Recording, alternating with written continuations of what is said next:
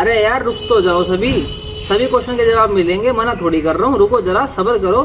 आज का जो ब्लॉग है भाई यही होने वाला है, जितने भी क्वेश्चन आंसर आ रखे हैं इन लोगों के उन सभी का जवाब देने वाला हूँ आज इस वाले ब्लॉग के अंदर। तो बिना किसी तरीके करते हैं इस ब्लॉग को शुरू। तो सबसे पहले जो क्वेश्चन है यहाँ पे ये है, बाइक कितने की है कैश और ईएमआई में। भाई देखो, अगर आप कैश लेने जाओगे बाइक जो है तो बाइक आपको पड़ेगी अराउंड 265 टू 270। और अगर आप ईएमआई की बात करो तो ईएमआई में आपको डाउन पेमेंट देनी पड़ेगी अराउंड 40 से लेकर 50,000 के बीच में। और उसके बाद जो आपकी मतलब जो 4 सालों का मैक्सिमम टाइम पीरियड है इंस्टॉलमेंट्स का, उसके ऊपर आपको 8% इंटरेस्ट देना पड़ेगा।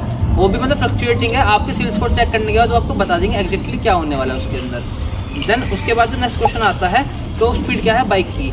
तो भाई देखो, अगर टॉप स्पीड की बात की जाए तो जब मैंने खुद टेस्ट करी थी, वैसे कंपनी जो क्लेम करती है वो करती है 140 किलोमीटर पर आवर की स्पीड, बट मैंने जब खुद टेस्ट करी थी तो उस टाइम पे अराउंड 144-145 किलोमीटर पर आवर की मैक्सिमम स्पीड इस बाइक ने पकड़ ली थी। उस मामले में तो मैं काफ़ी मतलब अच्छा मानूंगा इस बाइक को, बिकॉज उस टाइम पे मतलब जैसे मैंने चलाया था इनिशियल पिकअप काफ़ी अच्छा रहता है इस बाइक का, और वैसे भी काफ़ी अच्छी स्पीड पकड़ लेती है बाइक जो है। जब उसके बाद अगला क्वेश्चन आता है, माइलेज क्या है बाइक का। भाई देखो, जो कंपनी क्लेम करती है माइलेज वो है अराउंड मान के चलो 30 किलोमीटर पर लीटर, बट भाई बिल्कुल एकदम फेक क्लेम है, बिकॉज मैंने खुद ही एक्सपीरियंस कर रखा अपनी बाइक के अंदर, और भी मैंने बंदों से रिव्यू लिया था जब हम सर्विस कराने के लिए गए थे।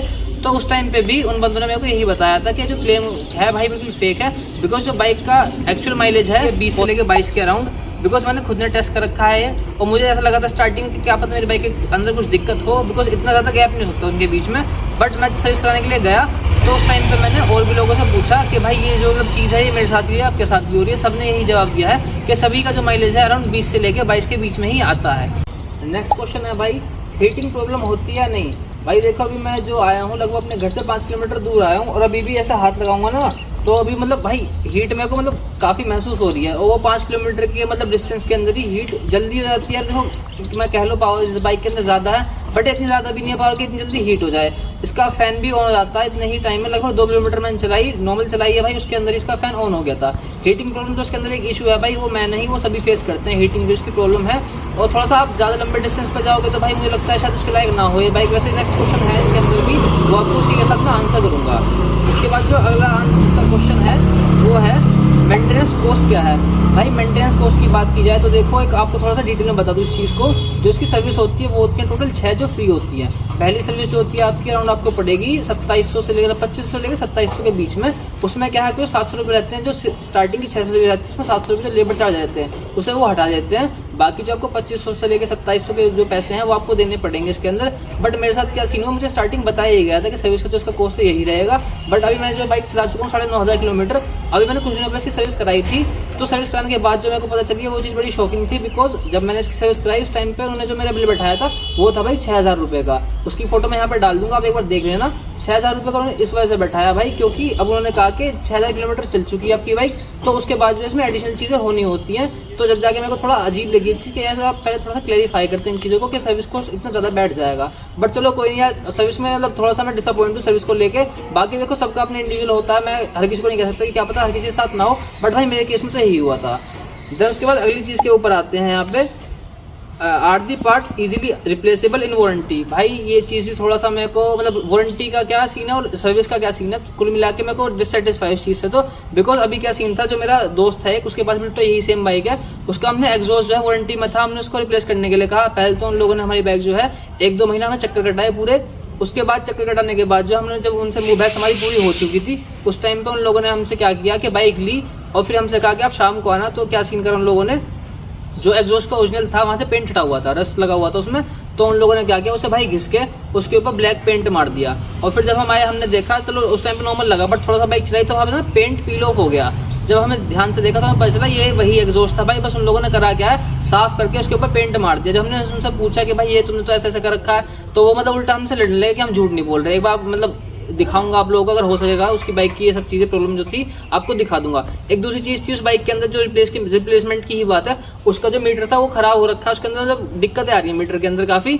तो हमने उनसे कहा रिप्लेस करने के लिए इस मीटर को जो है, तो उन लोगों ने हमसे बोल दिया कि भाई इस मीटर के अंदर एक बहुत माइनर, मतलब कहते हैं ना बहुत माइनर चींटी जितना डॉट था उस मीटर के साइड में, जहाँ पे बॉडी के ऊपर कहते हैं यहाँ पे डेंट लगा हुआ है, और इसकी वजह से आपको ये जो मीटर है मतलब रिप्लेस नहीं कर सकते हम लोग जो है, आपको नया ही लेना पड़ेगा। हमने पूछा नया कितने का पड़ेगा, तो बोलते हैं भाई वो 6,500 रुपये मीटर के चार्जेस हैं, बाकी इंस्टॉलमेंट के अलग चार्जेस होंगे। तो भाई सर्विस के मामले में और रिप्लेसमेंट के मामले में, इन वारंटी भी, मैं बड़ा मतलब डिससेटिस्फाई हूँ इन चीज़ों से जो है। तो भाई यहाँ पर नेक्स्ट क्वेश्चन आता है, are spare parts and support easily available. तो भाई मैंने देखो आपको वही चीज़ कही है जो दोबारा से मैं बता रहा हूँ आपको। देखो इसके जो पार्ट्स है, पहली बात बाहर से बता देता हूँ, बाहर वाली साइड आपको इसका एक भी पार्ट नहीं मिलने वाला। और अगर आपकी बाइक जो नॉर्मल वाली बाइक है उसके अंदर आपका टायर ट्यूबलेस नहीं है, तो भाई मैं कहना चाहूँगा आप मतलब बड़ी दिक्कत में पड़ जाओगे। बिकॉज अभी सीन क्या है कि ये वाला टायर तो ट्यूबलेस है, मेरा जिससे जो पहला इसी बाइक में टायर था वो ट्यूबलेस था।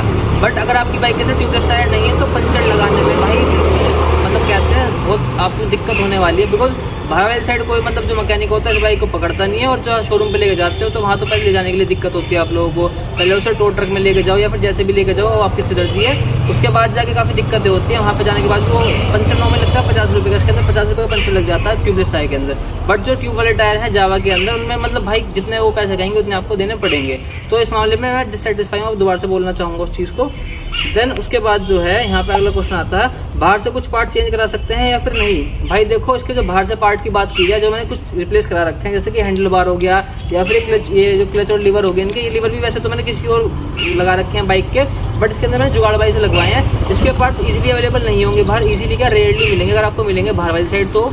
और अगर आपको वहाँ पे रिप्लेस कराने हैं इसके पार्ट्स शोरूम के अंदर ही, तो भाई वहाँ पे इसका जो प्राइस होने वाला है वो काफ़ी एक्सपेंसिव होने वाला है। जैसे कि इसके फ्यूल इंजेक्टर की बात की जाए तो 6-6,500 रुपये का सिर्फ वो फ्यूल इंजेक्टर आएगा। उसके बाद उसके सर्विस जो चार्जेस हैं, उसे लगाने के इंस्टॉलमेंट के जो चार्जेस हैं वो एकदम भाई अलग है, ठीक है। सेम क्लिस प्लेट की बात की जाए 5,000 रुपये के आसपास की आपकी क्लिस प्लेट पड़ जाएगी, उसके लगाने के चार्जेस अलग होंगे। मतलब हर चीज़ का एक तो चार्ज है, उसे लगाने का अलग चार्ज है।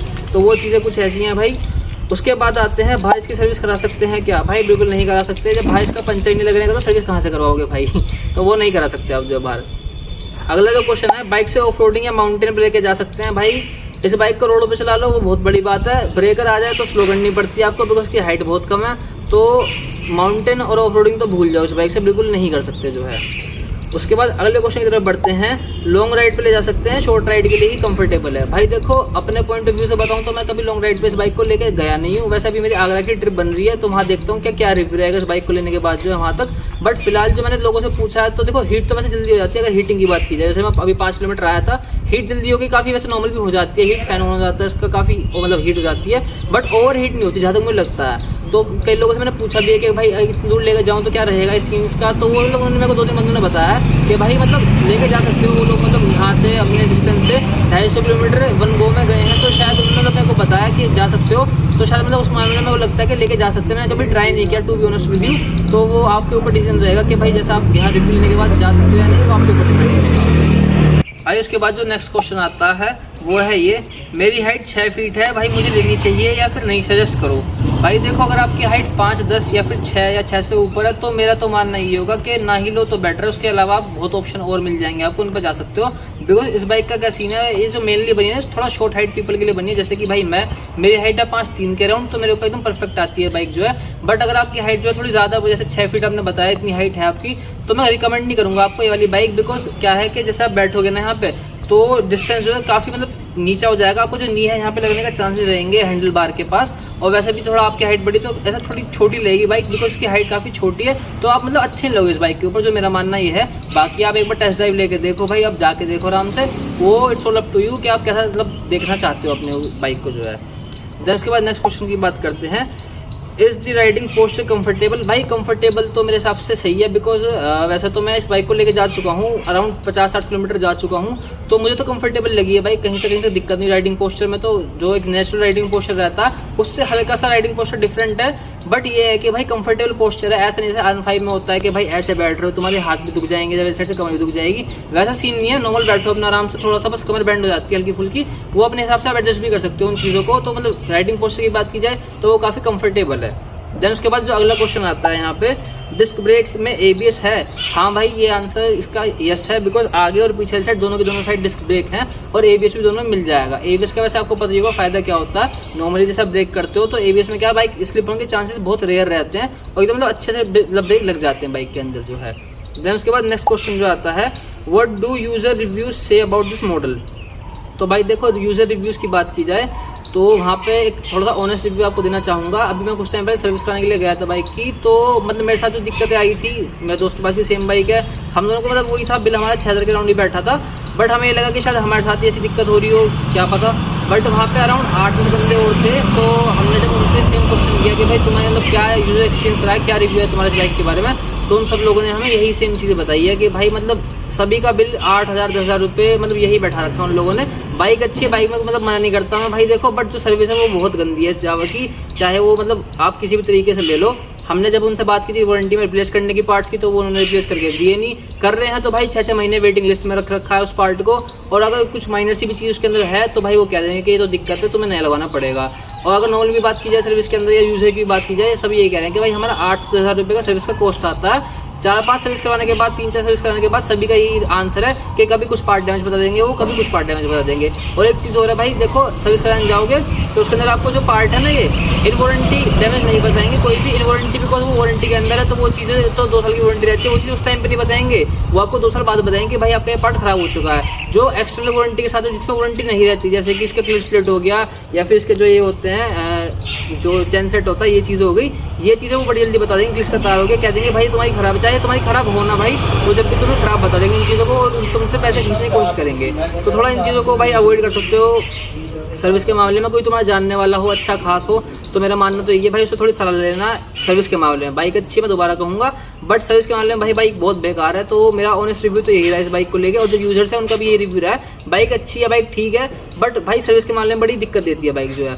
तो भाई फिलहाल तो यही चीज़ें थी। अगर आपको कुछ भी ऐसा डाउट हो तो आप मेरे को कमेंट में पूछ लेना, वो जो डाउट रहेगा मतलब मैं सॉल्व करने की कोशिश करूँगा, इंस्टेंट में रिप्लाई दे दूँगा। तो अगर आपको ऐसे ही लोग चाहिए तो थोड़ा सा सब्सक्राइब कर दिया करो यार, थोड़ा सा उससे हौसला बढ़ा रहता है, या फिर कह लो मोटिवेशन मिलती है इन चीज़ों को लेकर। तो मिलते हैं फिर अगले व्लॉग में, till then take care, bye bye.